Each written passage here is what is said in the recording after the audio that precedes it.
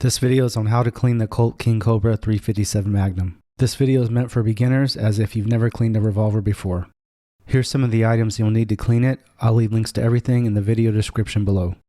Always start out with a clear and empty firearm, meaning no ammunition. Of course, I'm going to double check. To do that, keep your finger outside of the trigger guard and point it in a safe direction. Pull the cylinder release latch to the rear. Open the cylinder, it opens to the left. Take a look at the cylinder. You can see that the chambers are empty, so we are 100% clear and safe to proceed. You'll see a screw below the cylinder and above the trigger guard on the right side of the King Cobra. Unscrew that. I recommend using a bronze tip screwdriver. If you slip off the screw, at least you have some chance of maybe not scratching it. If you have unsteady hands and you really think you need to, just put some tape around the screw and you'll be fine. Once the screw comes out, you'll see that there's a spring and pin behind it. Here's a close-up of the screw. And here's a close-up of the spring that's still inside the frame, and the pin is behind that spring. So I'm going to carefully dump that out into my hand. And here's a close-up of the spring and pin. I'm just going to place these pieces into one of these compartments on the mat. This type of mat really helps with keeping small pieces from rolling onto the floor. Now open the cylinder as you normally would, and push on the back of the cylinder, and remove it from the frame, just like that. Now remove the screw that's on the right side grip panel.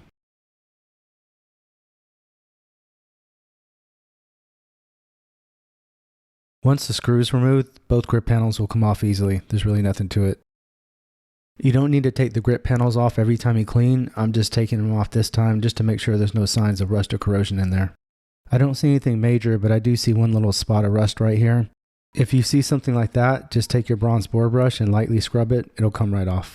That's not something you're typically going to see, so I'll probably do that off camera later. You don't need to clean in any particular order. Today I'm going to start on the frame. Add CLP to the nylon brush and start scrubbing all surfaces. And take note that I did say nylon brush. This brush is specific for gun cleaning. You don't want to use anything that has any chance of scratching the finish of your gun.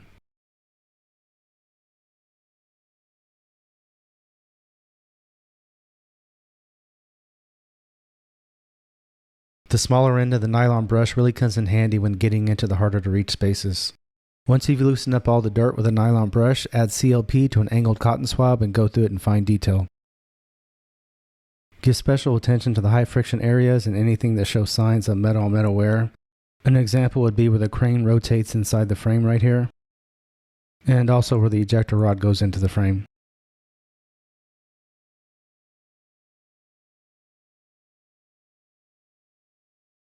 I'm going to make sure I'm using the correct size bronze bore brush. It should say 9mm or 38. In this case, it says 9mm.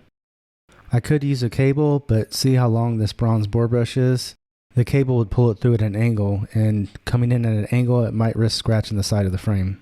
So I'm going to do it this way so I have zero chance of scratching the frame. I just place the bore brush into the breech area, insert the cleaning rod through the muzzle, and screw it on that way. So I'm pulling the bronze bore brush through in one direction only, from breech in to muzzle in, or chamber in to muzzle in, however you want to remember that, because it doesn't make any sense at all to push the dirt out and pull it right back in. Now I'm going to repeat the process. There's no specific number of times you need to do this. It really depends on how much you've been shooting. In this case, I'm just going to pull it through a couple of times and move on. It's okay to use the push and pull method with the chambers. Those don't really matter as much. They don't have rifling or anything like that. But when it comes to the bore, I'm going to do it properly. Now that we pulled out the majority of the dirt from the bore, I'm going to add a cleaning patch to a cleaning patch holder, add a little CLP, and continue cleaning the bore.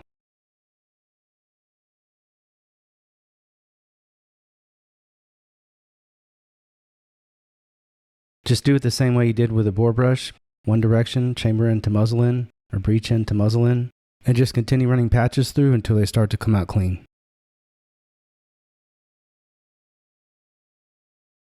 This one here is looking pretty good, so it's time to move on.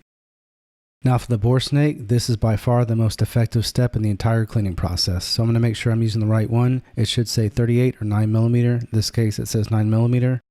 So you're going to take that brass weight and drop it down into the bore. But before you do that, let me show you this part. These are bore bristles. You want to make sure not to scratch your frame with this part as you're feeding the bore snake through. So drop the weight in and carefully feed the bore snake through until the bore bristles clear the breech area. The bore bristles are clear. Now I can continue pulling the rope through. You only need to do this once or twice and you should be good. It's hard to show this on camera, but that bore is spotless. There's not even a speck of dust or lint inside. It looks like black shiny glass. That's why I use a bore snake every time. Let's start on the cylinder, add CLP to the nylon brush and start scrubbing all surfaces. Be sure to push the ejector rod in so you can get both sides of it and also behind the extractor star. These areas I'm pointing out are areas that are commonly missed.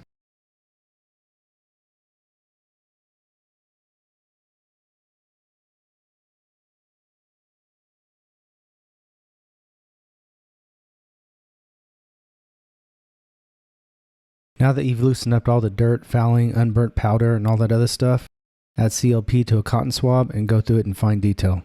You can use regular cotton swabs, but I recommend using these swabs with an angled tip. They're specifically designed for gun cleaning, and it just makes it a lot easier to get into the harder to reach areas. Now add CLP to a bronze bore brush and run it through each chamber at least once or twice.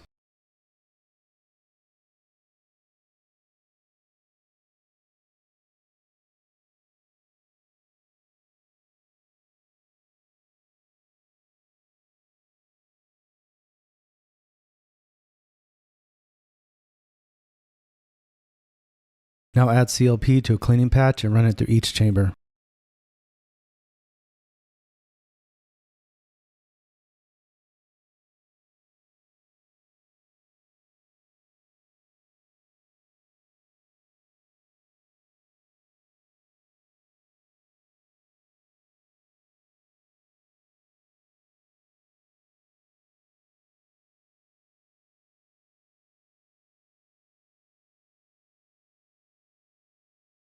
Now wipe off any excess CLP, but don't wipe it so hard that it's completely dry. You want to leave a light coat of protecting on it.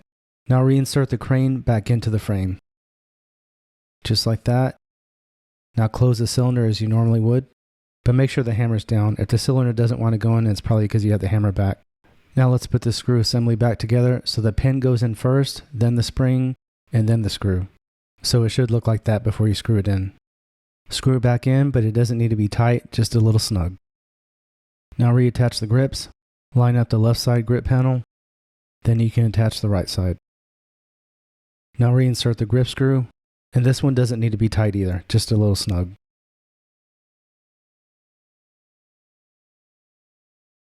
Now add a little gun oil to the microfiber rag and rub it into the entire surface to leave a light protective coating. This action is silky smooth, just like a Colt should be. One final inspection just to make sure there's no CLP or gun oil leaking off of it. Clean your King Cobra after every use, regardless of round count. If you have it in storage, just take it out every few months depending on your environment, just to make sure there's no signs of rust or corrosion.